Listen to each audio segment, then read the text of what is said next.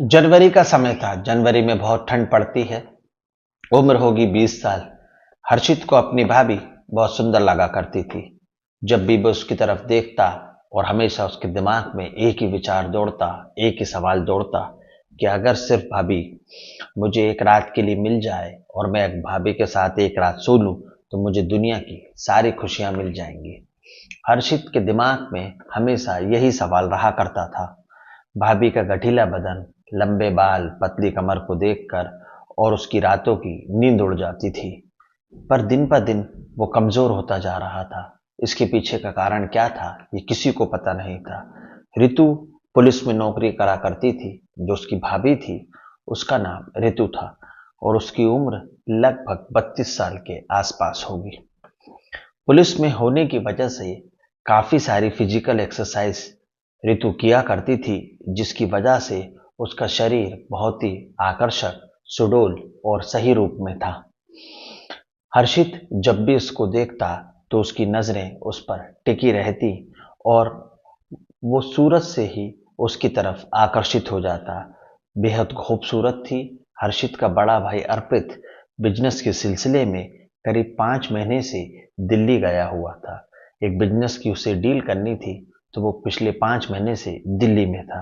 अब इसलिए घर में अब हर्षित और उसकी भाभी ऋतु रहा करते थे। इसी वजह से हर्षित हमेशा यह सोचता था कि उसकी भाभी जो है अभी उम्र में जवान है, सुंदर है और खूबसूरत है, जो उनकी प्यास बुझा सके।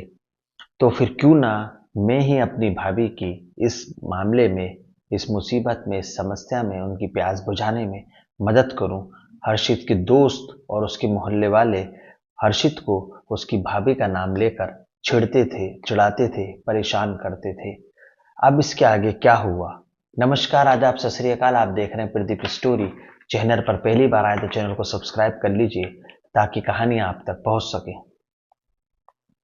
जिस वजह से ऋतु को हर्षित ने अंदर की आग को जला के रख दिया था और हर्षित की अंदर की आग आगे ही भड़क रही थी। एक दिन शाम होती है। शाम को बहुत तेज बारिश होती है और बारिश के साथ आंधी और तूफान भी आता है और यही तूफान हर्षित और ऋतु के जीवन में भी आज घुसने वाला था।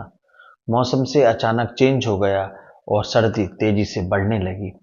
अचानक से मौसम में जो बदलाव होता है उसके कारण ऋतु को रात को तेज बुखार आ जाता है और उसका पूरा बदन बुखार से तपने लगता है। लेकिन फिर भी वो अपने घर के काम करती है। अपने देवर हर्षित के लिए किचन में खाना बनाने के लिए जाती है और बहुत मेहनत से खाना बना रही थी। हर्षित अपनी भाभी के हाव भाव देखता है और उसके माथे पर और गले पर हाथ रखकर चेक करता है तो बोलता है कि भाभी, आपको तो बहुत तेज बुखार है। तो ऋतु ने कहा, आप टेंशन मत लो, सुबह तक सब कुछ ठीक हो जाएगा। लेकिन रात होते होते बुखार कम नहीं हुआ बल्कि बुखार बढ़ गया और मामूली बुखार जो होता है वो तेज हो जाता है। वो कहती है कि तुम अपने कमरे में जाओ, अपनी पढ़ाई करो, मैं खाना बना लेती हूँ। जब खाना बन जाएगा तो मैं तुम्हें बुला लूंगी। तुम बुखार की चिंता मत करो, बुखार ठीक हो जाएगा। पर हर्षित ने जानबूझकर ऋतु की कमर को पकड़ लिया और रसोई से बाहर खींचने लगा। तो ऋतु की परवाह करते हुए आड़ में थोड़ा आनंद उठाने की कोशिश कर रहा था। उसके दिमाग में और ही कुछ चल रहा था। हर्षित की मजबूत हाथों की पकड़ से ऋतु के अंदर गुदगुदी सी होने लगी और उसने अपने पति अर्पित की याद आ गई और कैसे वह यहाँ रहता था, कैसे रसोई में आकर उसको पीछे से पकड़ता था। तो हर्षित ने ऋतु को बेडरूम में ले जाकर बिठा दिया और कहा कि भाभी, कल सुबह आपको ड्यूटी पर जाना है, आप आराम करिए, गोली खाइए, इसलिए तुम यहीं रुको, मैं मेडिकल स्टोर जाता हूँ और वहां से गोली लेकर आता हूँ। हर्षित भाभी को पलंग पर बैठाकर गोली लेने के लिए जाता है और भाभी मन ही मन सोच रही थी कि हे भगवान, मुझे कितना अच्छा देवर मिला है, बेटे जैसा, जो मेरा बिल्कुल ध्यान रखता है, मेरे लिए दवा लेने के लिए गया है। अब भाभी को उसकी कोई फिक्र नहीं थी, पर उसको भाभी की फिक्र थी। हर्षित बारिश के चलते चलते ये सोच रहा था कि आज मौसम बहुत अच्छा है, ठंड बढ़ चुकी है। अगर ऐसे में आज भाभी के साथ सोने का मौका मिल जाए तो मैं सारे चरम सुख को प्राप्त कर लूंगा और जो चरम सुख उन्हें इतने दिनों से नहीं मिला है वो भी उन्हें मिल जाएगा। ऐसे ही सोचते सोचते, ऐसे विचार लेते लेते हर्षित मेडिकल स्टोर पे पहुंचता है और सोचता है कि क्या दवा लूं, क्या दवा ना लूं। तो मेडिकल स्टोर वाले कहते हैं कि भैया कहाँ खोए हुए हो, क्या चाहिए बताओ। तो हर्षित कहता है कि भाभी को तेज बुखार है, मुझे बुखार की ऐसी दवा दो जिससे कि बुखार जल्दी से ठीक हो जाए। उस समय हर्षित जल्दी से इधर उधर देखकर बोलता है कि भाई तुम्हारे पास वो वाली दवाई भी है क्या जिससे शांत पड़े बदन में आग लग जाती है, रुके हुए पानी में बहाव आ जाता है।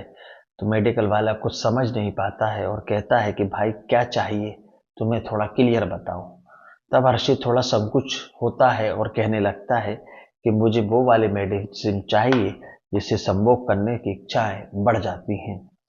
इंसान खुद पर कंट्रोल नहीं रख पाता है, लेकिन मेडिकल वाला उसकी बात अच्छे से समझ गया क्योंकि वो काफी दिनों से मेडिकल चलाता था और उसके पास इस तरह के ग्राहक आते जाते रहते थे। तो हर्षित के भाव को, हर्षित की मांगने वाली दवा को समझ गया और उसने धीरे से एक दवाई निकाली और उसमें 3-4 कैप्सूल दी और कहा कि एक टाइम पर एक ही खाना, वरना हवस के तुम राक्षस बन जाओगे और तुम्हें राक्षस बनते हुए देर नहीं लगेगी और तुम्हें कोई भी रोक नहीं पाएगा। तुम्हारी हवस इतनी बढ़ जाएगी कि तुम अच्छे और बुरे को भूल जाओगे और तुम्हें पता ही नहीं चलेगा कि कब तुम इंसान से हवस के राक्षस बन गए। हर्षित मनी मन खुश हुआ। उसने जल्दी से टेबलेट ली, भागकर घर वापस आया, लेकिन जब तक वो घर पहुंचा उसने देखा कि भाभी गहरी नींद में सो चुकी थी। चूंकि हर्षित धीरे से उनके पास गया और भाभी के ब्लाउज पर हाथ फेरते हुए उन्हें नींद से उठा दिया। फिर वो जल्दी से एक गिलास पानी लेकर आया, उसे बुखार ठीक होने की दवाई दी और हवस बढ़ाने वाली दवाई को भी खिला दिया। इसके बाद ऋतु सोने के लिए आग बंद कर लेट गई और बुखार ठीक होने का इंतजार करने लगी। लेकिन तभी उसके शरीर में कुछ अजीब से बदलाव होने लगे, हार्मोन्स बढ़ने लगे और उसे अपने पति अर्पित के साथ बिताए हुए समय, हसीन पल जो उसने रातें बिताई थी वो उसे याद आने लगी। उसका मन बहुत बुरी तरह बिचलने लगा और वो कंट्रोल से बाहर हो रही थी क्योंकि हर्षित ने बुखार की दवा के साथ साथ हवस का राक्षस बनने वाली दवा भी उसे खिला दी थी। हर्षित पास में बैठा और अच्छी तरह से नोटिस कर रहा था। लगभग 20 से 25 मिनट का समय हो गया।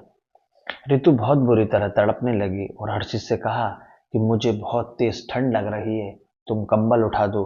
जब हर्षित ऋतु को कंबल उड़ाने लगा तो जानबूझकर भाभी की छाती पर उसने हाथ फेर दिया और उस ऋतु को टच कर दिया। इस टच से ऋतु अंदर से पूरा सा हिल गई, झंझोड़ दी। ऐसा हुआ जैसे रुके हुए तारों में किसी ने सितार बजा दिया। उसने उसी क्षण हर्षित का हाथ पकड़ लिया और अपने ब्लाउज के अंदर डाल दिया। हर्षित तो कई महीनों से इसी मौके के इंतजार में था और जल्दी से वो ऋतु के साथ कंबल में घुस गया और पूरी तरह से एक दूसरे में मदहोश हो गए। और हर्षित ने उस रात अपनी भाभी ऋतु के साथ एक से अधिक बार संबंध बनाए। ऋतु चाहकर भी उसे रोक नहीं पाई क्योंकि वो खुद अपनी उसी इच्छा के आगे मजबूर थी, जो इच्छाएं उसके अंदर चल रही थी। खैर पूरी रात ये सब चलता रहा और दोनों थक कर सो गए। मशहूर थे, अब एक दूसरे में झूम गए थे, दो जिस्म एक जान वो बन गए थे। जब सुबह होती है और ऋतु की आंख खुलती है तो लगभग 9 बजे का समय हो चुका था। उसकी ड्यूटी पर जाने का टाइम भी निकल चुका था। अब ऋतु ने देखा कि उसके शरीर पर एक भी कपड़ा नहीं है और उसका देवर हर्षित बिना कपड़ों के उसके साथ बेड पर लेटा हुआ है। फिर ऋतु को जो रात को जो हुआ वो पूरा कांड याद आया, जिसके बाद वो जोर जोर से रोने लगी। लेकिन रोने से कुछ नहीं हो सकता क्योंकि कहते हैं ना, अब पछताए होत क्या जब चिड़िया चुग गई खेत। उस बरसाती रात में, उस काली रात में ऋतु और हर्षित, भाभी और देवर के रिश्तों को तार तार कर दिया। एक उस दिशा में रिश्ता निकल गया जिस दिशा में नहीं जाना चाहिए था। ऋतु ने हर्षित के साथ अपने जिस्म की भूख मिटा ली और हर्षित अपने सपने को करने में कामयाब हुआ जो वो कई महीनों से देख रहा था। वो तो ऋतु को पाना ही चाहता था, पर ऋतु के लिए उसने ऐसी सिचुएशन गठित कर दी कि ऋतु अपने आप को रोक नहीं पाई। इस कहानी को सुनाने का उद्देश्य किसी को दिल दुखाना, किसी के अंतरात्मा को परेशान करना नहीं है, ना ही किसी के मान सम्मान को ठेस पहुंचाना है। जो नाम हर्षित और ऋतु थे इस घटना में काल्पनिक थे, पर घटना सच्ची थी। कहानी कैसी लगी, कहानी के बारे में आपके क्या विचार हैं? अपने विचार, अपनी राय कमेंट्स में बताइएगा। अगली कहानी में फिर मुलाकात होगी। कहानी अच्छी लगी तो लाइक करें, चैनल को सब्सक्राइब करें। अगली कहानी में फिर मुलाकात होगी। जब तक के लिए जय हिंद, जय भारत, नमस्कार।